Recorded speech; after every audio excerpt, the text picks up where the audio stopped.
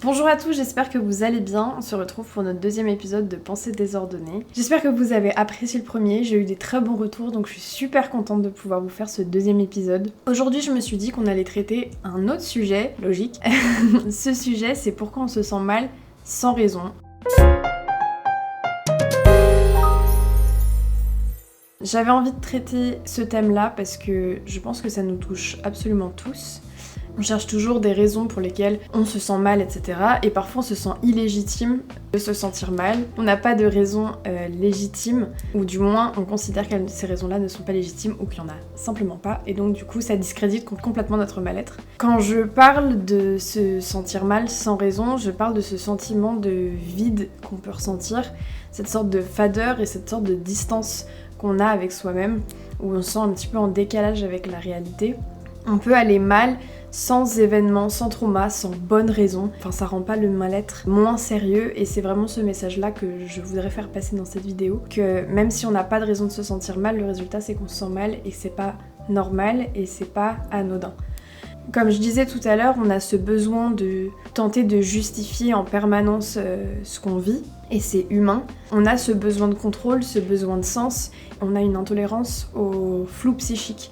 À peu près dans tout, quand il nous arrive quelque chose qu'on ne peut pas expliquer, on va essayer de chercher des raisons, et c'est pareil pour ce mal-être-là. Et parfois, ne pas comprendre, ça devient plus angoissant que de comprendre quelque chose de douloureux. Et donc du coup, je voulais vous donner quelques pistes. Je voulais plutôt qu'on explore ensemble quelques pistes de ce mal-être-là. Alors quand on dit se sentir mal sans raison, c'est sans raison identifiable. Parce qu'il peut y avoir des raisons juste que on n'est pas capable de les trouver par soi-même. Et donc je voulais forcément commencer par des raisons qui sont plus difficiles à identifier et qu'on ne peut pas expliquer à un instant T. Il y a beaucoup d'études qui démontrent qu'il y a des facteurs génétiques et biologiques qui peuvent rendre certaines personnes plus vulnérables sur le plan de l'humeur, même sans l'absence d'un grand stress extérieur. C'est-à-dire que même sans événement factuel, certaines personnes vont être plus fragiles à avoir une humeur basse de temps en temps et plus sensibles à ce niveau-là. Il y a plusieurs types de dépressions qui peuvent exister. Il y a les dépressions psychogènes ou réactionnelles. Donc ça, c'est les dépressions les plus classiques qu'on connaît. Par exemple, on vit un deuil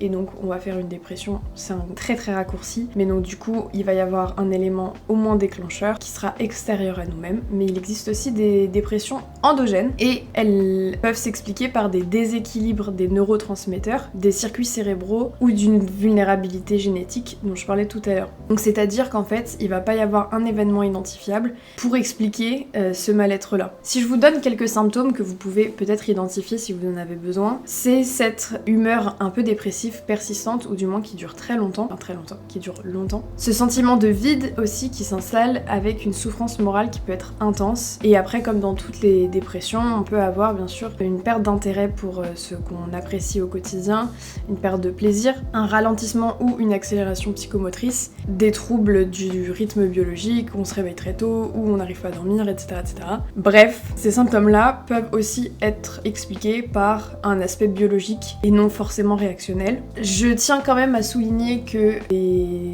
dépressions endogènes et les dépressions psychogènes, donc c'est-à-dire celles qui dépendent de l'intérieur et celles qui dépendent d'un événement, elles peuvent être intimement liées et donc du coup quelqu'un qui va faire une dépression peut à la fois être plus fragile génétiquement et en même temps vivre un événement compliqué. Après il y a évidemment d'autres facteurs biologiques qui peuvent rentrer en cause, ça va être le sommeil et les hormones, donc il faut aussi être conscient que ce qui peut faire chuter l'humeur, ça peut être des troubles hormonaux comme au niveau de la thyroïde, les cycles menstruels, le système de cortisol, donc c'est-à-dire le système de stress, des hormones du stress. Donc voilà, mais nous ce qui va nous intéresser, ce sont plutôt les potentielles causes psychologiques, parce que moi je ne suis pas neuropsy, donc tout ce qui est point de vue justement biologique et neuropsychologique, c'est pas mon domaine.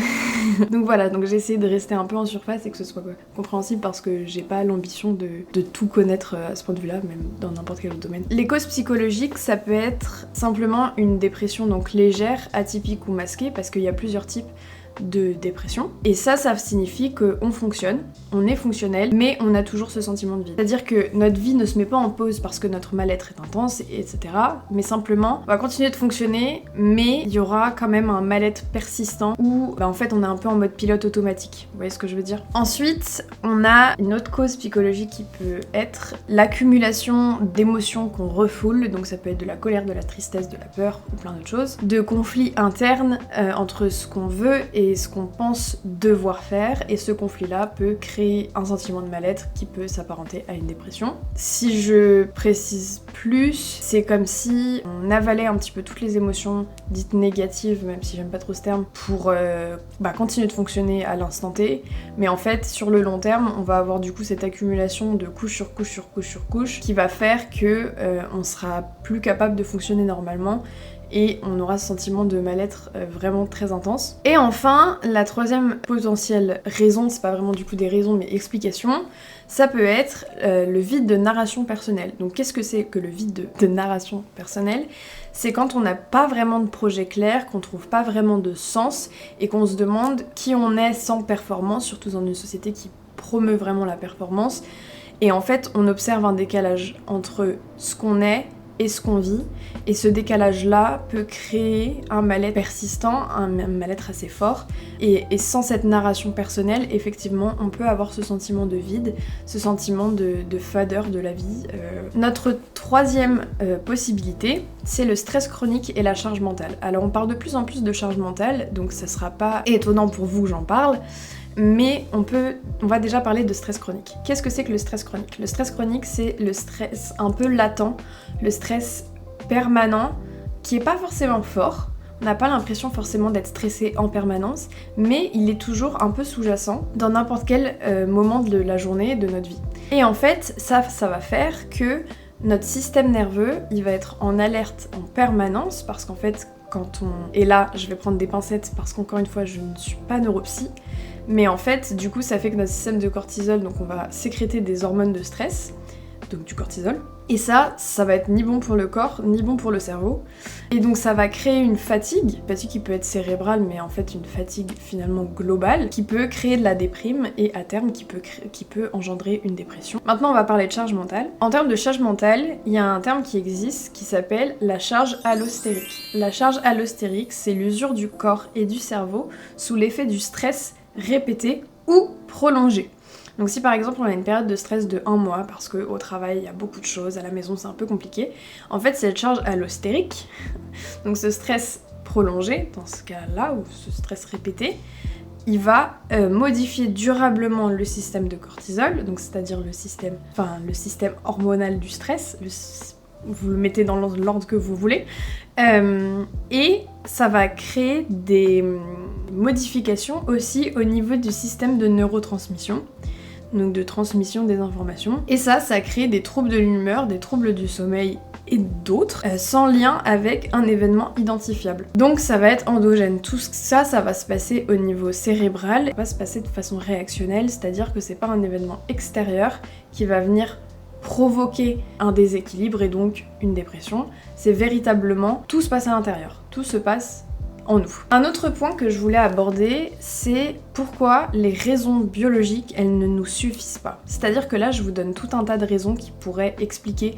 pourquoi on a tel ou tel mal-être, mais pourquoi ça ne nous suffit pas et on a toujours ce besoin, malgré ça, de chercher une explication à notre mal-être. Déjà, les causes biologiques, elles ne sont pas narratives.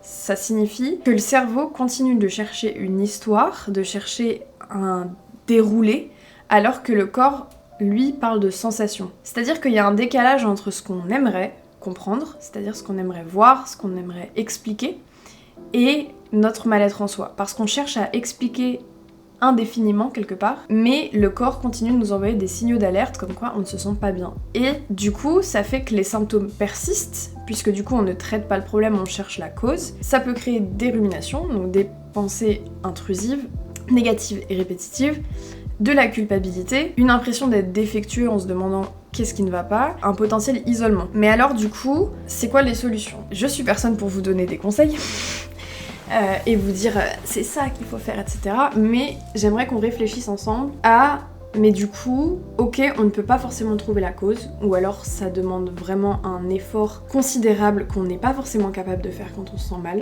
et qu'on n'a pas forcément envie de faire. Ce que je disais tout à l'heure, c'est que on cherche indéfiniment une explication à ce mal-être, alors qu'en réalité le corps continue de s'exprimer par tous les symptômes que je viens de vous lister, et d'autres encore très probablement.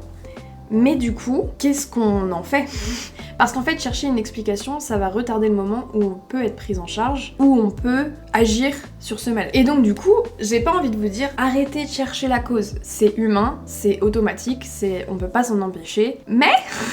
Mais il faut aussi... Enfin, c'est pas une injonction, mais écouter son corps, écouter le fait qu'on nous parle, que notre corps nous parle, nous dit bah là, on franchit une limite. Là, il y a quelque chose de trop. On use trop notre corps, on use trop notre cerveau. C'est pas parce qu'on n'a pas la cause définie qu'on ne peut pas résoudre le problème. Un mal-être expliqué, ou du moins un mal-être réactionnel comme un mal-être endogène, les deux méritent d'être pris en charge, d'être pris au sérieux, parce que le résultat est le même. On peut se sentir extrêmement mal, et c'est pas parce qu'on n'a pas la raison que c'est illégitime ou que ça discrédite notre mal-être. On entend souvent, et on le pense sûrement souvent aussi, non mais tout va bien, il se passe rien dans ma vie, oui je me sens pas très bien, mais il n'y a pas de cause. Alors déjà, il n'y a pas forcément de cause identifiable, ça veut pas dire qu'il n'y a pas de cause du tout. Ça peut être aussi, j'en ai pas parlé ici, mais dans les causes biologiques, ça peut être aussi la réaction à un médicament, à un traitement, ça peut être effectivement des causes génétiques, ça peut être aussi des troubles hormonaux, etc. Mais tout ça, on l'identifie pas forcément sur le moment où on se sent mal, mais toujours est-il que le mal-être est là. Mais alors du coup, qu'est-ce qu'on en fait? Est-ce que parce qu'on n'a pas de cause, on ne le traite pas? Bah la réponse, ça devrait être non. La réponse, ça devrait être non parce que il doit être pris au sérieux. Se sentir mal, c'est pas normal. Et ça devrait pas l'être. Ça devrait pas être justifiable ou mis de côté parce que on estime qu'il n'y a pas d'événement et que du coup il y aurait un peu un classement de mal-être de c'est celui qui souffle le plus qui a le droit de se faire traiter. Non, ça fonctionne pas comme ça. Chacun qui se sent mal, à un degré différent ou non, mérite d'être pris au sérieux. C'est pas parce que quelqu'un vit quelque chose d'horrible et en fait est capable, est hyper résilient, ne ressent pas le besoin d'aller voir un thérapeute et vraiment continue d'être fonctionnel et à trouver du plaisir dans plein de choses, etc. Qu'une personne qui vit quelque chose de moins grave ne nécessite pas d'aller voir quelqu'un. C'est pas comme ça que ça fonctionne, on est tous différents, on fonctionne tous différemment, on a tous nos sensibilités, tous nos forces et c'est ok d'être plus fragile que quelqu'un d'autre, c'est pas un concours de celui qui sera le plus fort, c'est pas un concours de celui qui aura gagné le championnat de la tristesse de vie, ça marche pas comme ça. Voilà, maintenant que j'ai fini mon petit topo, ce qu'il faut identifier, c'est est-ce que c'est transitoire, est-ce que c'est permanent, pour voir un peu comment on le traite. Est-ce que ça passe tout seul, est-ce que ça passe pas tout seul, et même si ça passe tout seul mais que ça dure longtemps, on a quand même le droit d'aller voir un professionnel. Il n'y a pas de solution miracle. Arrêtez de se forcer de faire telle ou telle chose, pour moi ça marchera pas. Se dire j'arrête de trouver une solution, c'est bon machin, ou se forcer à dire mais non, il faut continuer, ça va le faire. Dans tous les cas, pour moi, ça fait pas trop sens, mais ça n'engage que moi. J'aime pas les phrases qui commencent par il faut, parce que tout le monde n'a pas besoin des mêmes choses. Donc, tout le monde n'a pas le il faut générique, je sais pas. Évidemment, au mieux, il faut arrêter de se comparer. Au mieux, il faut arrêter de combattre son mal-être, etc. Mais en fait, si je devais donner un il faut surtout arrêter de culpabiliser de se sentir mal. C'est déjà assez dur comme ça de se sentir mal. Donc pourquoi rajouter une couche en se disant je devrais pas me sentir mal? Parce que du coup, ça grossit encore plus le trait. Et c'est le seul il faut que j'ai envie de vous donner. Cependant, ce qui va permettre de savoir si ça mérite d'être pris en charge ou non, déjà c'est votre degré de souffrance. Mais observez la durabilité, l'intensité, le degré sur lequel ça empiète dans les domaines de votre vie, ça va vous donner un indicateur de besoin de prise en charge. Si l'intensité elle est pas très... Enfin c'est pas très intense, bah à ce moment-là vous n'aurez pas forcément besoin d'aller voir un thérapeute parce que vous arriverez à gérer tout seul. Et au contraire, même si vous trouvez que c'est un peu intense mais que vous avez du mal à le gérer, bah à ce moment-là vous êtes libre d'aller voir un professionnel. Et je finirai là-dessus, les modèles contemporains des troubles mentaux insistent sur l'interaction entre vulnérabilité biologique, histoire de vie, stress actuel et facteurs psychologiques pour expliquer pourquoi quelqu'un peut se sentir mal. C'est-à-dire que on peut se sentir mal pour plein de raisons différentes et c'est ça qui peut rendre la chose identifiable. La chose identifiable ? Non, la chose inidentifiable. Bon, je reprends. Le fait qu'il y ait plein de facteurs, ça peut rendre la raison floue parce qu'en fait, notre cerveau va chercher une raison simple. Comme je le disais tout à l'heure, un deuil, une dépression. Sauf qu'en réalité, c'est bien plus compliqué que ça. En réalité, ça peut être, j'en sais rien, une histoire de vie un peu parfois compliquée. Mais pas toujours, parce que globalement vous avez été heureux. Mais il y a eu quelques moments où c'était compliqué. Une vulnérabilité biologique, dont vous ne serez pas forcément au courant. Des stress actuels, des événements un peu stressants dans votre quotidien, etc. Et plein d'autres facteurs. Et en fait, ça, on dirait que du coup, on n'a pas de raison d'aller mal, alors qu'en réalité, c'est plein de petites choses différentes, de domaines différents, qui viennent s'entasser et créer ce mal-être. Souvent, on a l'impression de se sentir mal sans raison, mais en réalité, ça vient de causes réelles qui sont diffuses. C'est ce que j'essaie de vous dire. Micro-traumatisme, stress chronique, rythme de vie, génétique, etc. C'est pas un événement seul et dramatique qui peut venir expliquer ça, mais ces facteurs, ils se suffisent à faire basculer l'équilibre émotionnel et donc à vous rendre mal. À nous rendre mal, parce que j'en fais partie aussi. Donc voilà, globalement, c'était ça dont je voulais vous parler.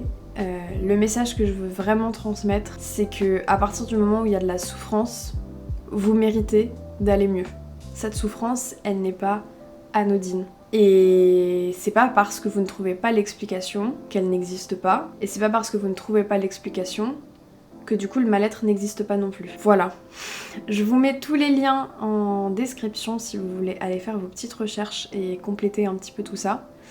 Moi j'ai passé un super moment, voilà. J'espère que vous aussi, que ça vous donnera quelques petites idées et ça vous fera surtout déculpabiliser de se sentir mal. Voilà, je vous souhaite une excellente fin de week-end et on se retrouve la semaine prochaine pour un nouveau podcast. Ciao ciao!